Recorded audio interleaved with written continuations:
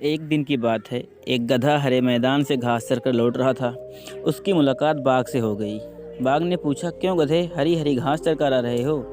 गधा तुनक कर बोला, घास हरी नहीं नीली होती है। क्या कह रहे हो गधे, घास हरी ही होती है। बाघ बिगड़ कर बोला। दोनों में बहस होने लगी। कोई अपनी बात से पीछे हटने को तैयार नहीं था। काफ़ी देर बहस करने के बाद भी परिणाम ना निकलता देखकर बाघ बोला, ऐसा करते हैं, जंगल के राजा शेर के पास चलते हैं।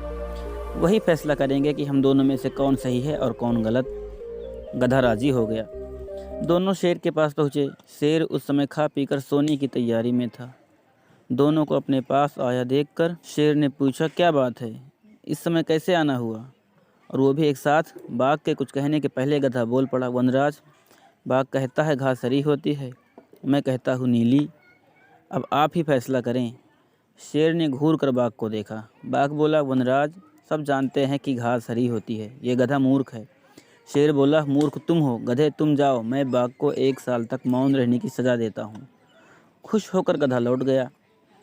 दुखी बाघ बोला, वनराज, घास हरी ही होती है, फिर भी आपने मुझे सज़ा दी। शेर बोला, मैंने तुम्हें इसलिए सज़ा नहीं दी कि घास हरी होती है या नीली, घास तो हरी ही होती है। किसी के नीला कह देने से वो नीली नहीं हो जाएगी। गधा तो मूर्ख और कम अक्ल है, लेकिन तुम तो समझदार हो, फिर भी व्यर्थ की बात में उस मूर्ख से उलझकर अपना समय बर्बाद किया। उसके बाद वो व्यर्थ की बहस मेरे पास लाकर मेरा समय बर्बाद किया। ये सज़ा इसलिए है। बाघ ने कान पकड़े कि अब वो मूर्खों के साथ व्यर्थ की बहस में कभी नहीं उलझेगा।